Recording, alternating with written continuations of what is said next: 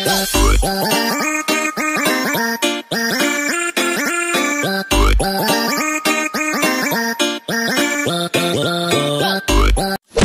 guys, magandang umaga sa inyong lahat. So ngayon, nandito po tayo ngayon sa garden namin dito sa Katmon. Yan o, yung mga tanglad na itinatanim ni Papa. So inutusan po ako ng amo ko na magtanim kami ng tanglad doon sa farm. So kukuha po tayo.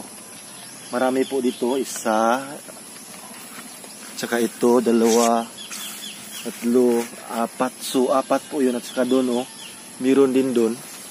So itong lupa na to guys is sa aking kapatid. Ito yung binibili niyang lupa, ayan. Hanggang doon, hanggang dito. So yung itinatanim namin dito is yung mga saging.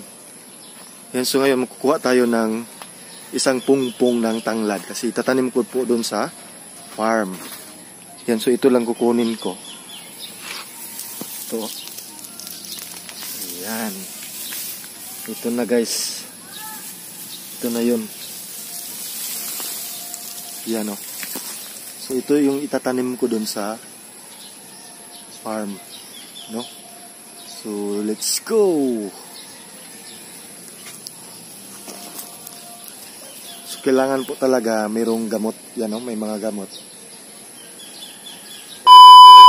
So ayun na nga guys, tapos na po tayo mag-harvest ng lemongrass dun sa amin, dun sa Katmon. So nandito na po tayo sa dragon fruit farm. So gagawin natin, itanim na po natin yung ating lemongrass. Ito yung gagamitin ko, yung itak, okay lang naman kasi hindi naman mabusisi yung itong lemongrass. Hindi po siya mabusisi pag itinatanim mo. So kailangan mo lang siya itusok. Yung iba nga itusok lang, di ba? No? So ito po yung ating lemongrass. So kailangan natin bugbuwag na to, no? Yan, So, kailangan po talaga na hihiwalayin natin yung mga, may mga gamot. So, ganito lang guys, para easy lang magtanim, no? Isa, sa dalawa. So, ganituhin ko pagtanim. Dalawa, tapos, dalawa. Yung iba nga, isa-isa lang. Yan. Kailangan may gamot. Yan o, may gamot. Yan. Yan. So yung iba wala nang gamot. Kailangan may gamot. Yan.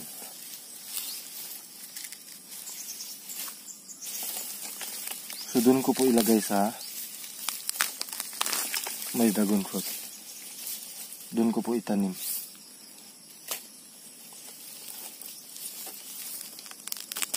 Ayan.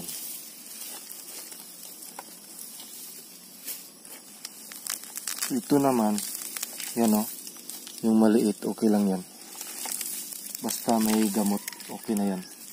So, ito rin o, kahit wala na siyang dahon, pero pwede ito itanim. Mabubuhay rin to. Ayan, so tapos na po natin na hiwalayan yung mga tanglad or lemongrass. So itanim na po natin dun sa taniman. Ayan, so dun ko po itatanim. Dun na side. So abangan nyo guys, mag-update po ako kung buhay po yung ating tanglad. No? So dito ko itanim every corner para easy lang ma-harvest. Ayan. So dito ko itanim yun, no? Hindi mabusisi yung pagtanim ng tanglad. So dito, dalawa dito.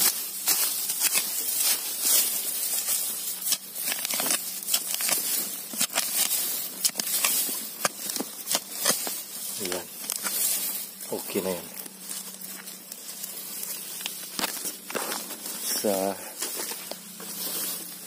Lagay natin.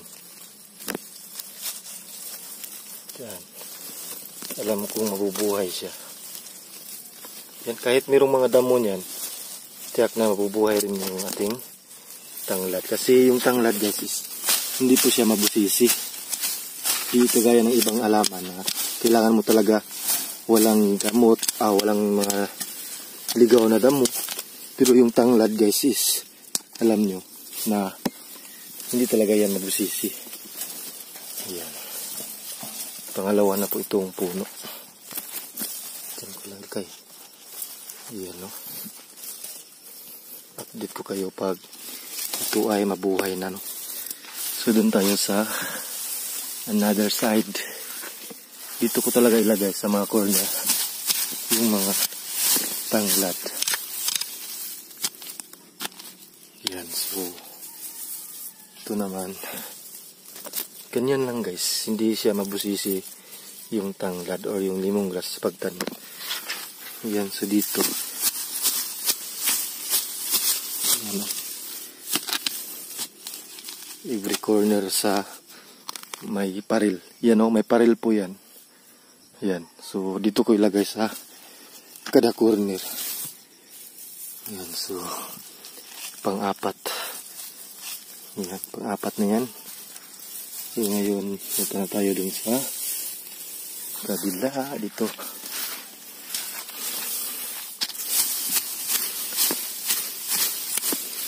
Ganyan lang ako magtanim ng tanglad. So abangan nyo pag ito ay nabuhay na. Kasi mag-update po tayo. No? Ganyan lang. Hindi siya mabusisi. So dito naman aside.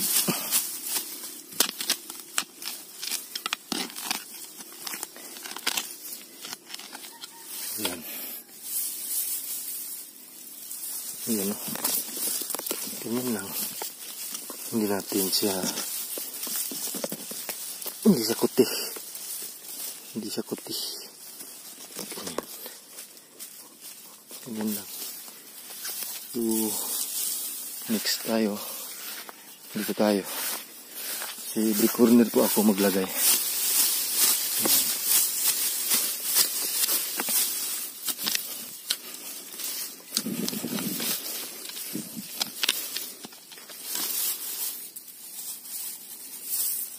Yeah.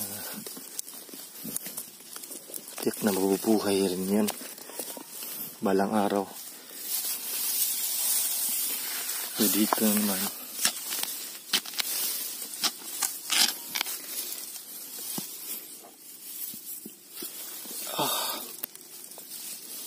yan.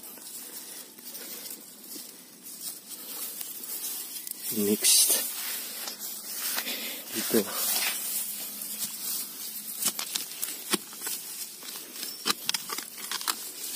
easy lang guys. Hindi kasi yan mabusisi yung tanglad pag tinatanim mo. Hindi po yan mabusisi. Ganyan lang, oh. Diba? So, dito naman tayo. Kulangan pa po kasi yung tanim namin. Marami po kaming itanim nito. Pero yung nadala ko, kunti lang. So, dagdagan ko pa to. Dagdagan ko pa ng marami. So, dito naman tayo. Pagkatapos nito, diligan po natin ng tubig para pang starting. Ganyan lang guys, pagtanim. Hindi siya mabusisi. So, maliit na lang yung ating itatanim, no? Ito na lang. Ito lang, dalawa na lang. Yan. Yan lang yung tanglad. Hindi siya mabusisi. So, dito naman tayo.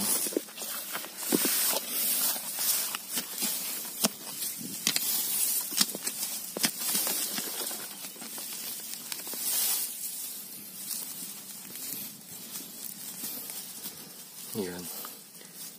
Ganyan lang ako magtanim. So ito naman guys, yung puno niya, o yung pinakamalaki, pwede rin natin ito itanim. So saan natin itanim? Dito natin itanim. Dito. Kasi malaki siya. So kailangan malaki din yung butas or yung kalalim. Oh. Yan.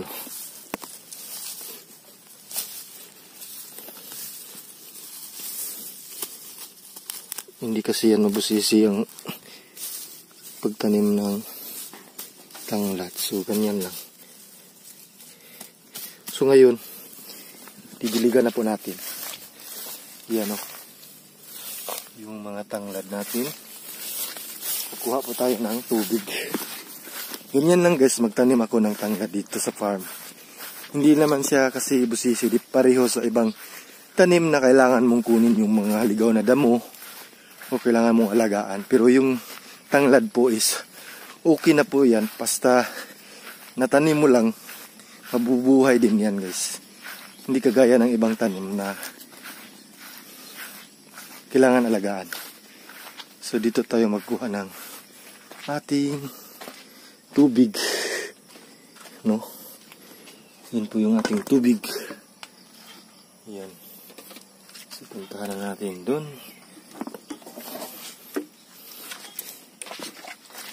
Yan o.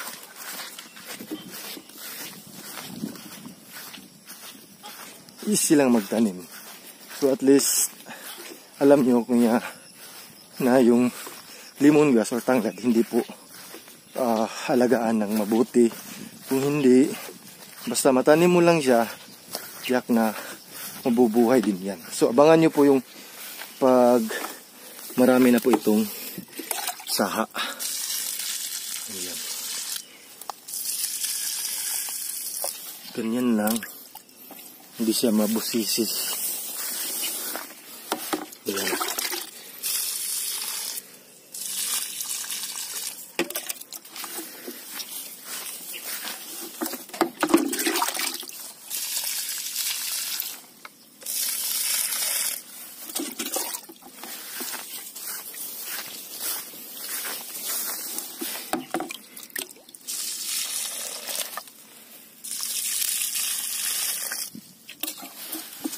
Abangan niyo yan guys, pag update ko ng tanglad.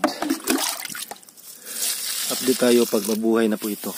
Or pag dumadami na ito, mag-update tayo. Isa. So dito natin.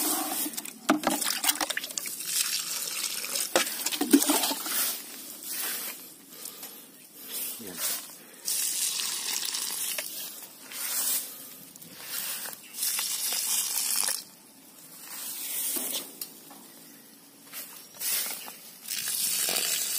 Ayan guys, so tapos na po tayong magdilig ng mga ating lemongrass or tanglad. Ayan guys, so marami po salamat sa panonood at saka keep safe always po and God bless. Bye bye, thank you Lord. Ang daming hinog ng kuhan guys, oh. Yung aming sili. Wow, so harvestin ko yan. Tingnan nyo yung mga sili. Ang dami. Ang dami ng mga sili guys.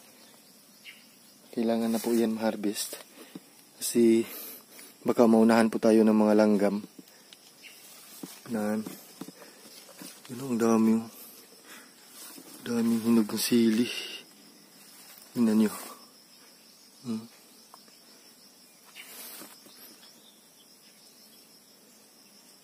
So nakakaalam ko guys no na yung sili sa Maynila is sobrang mahal. 1 pieces po is 5 pesos. 1 piece, isang piraso, 5 pesos po. Sabi, meron po kasi akong viewers na nag-comment. Mahal yan dito sa Manila tips. 2 piraso, 5 piso, or isa ba yun? So yan guys, maraming salamat po sa panonood. Keep safe always po and God bless. Bye bye, thank you for watching guys. Maraming salamat po. Ingat po kayo palagi. Bye bye.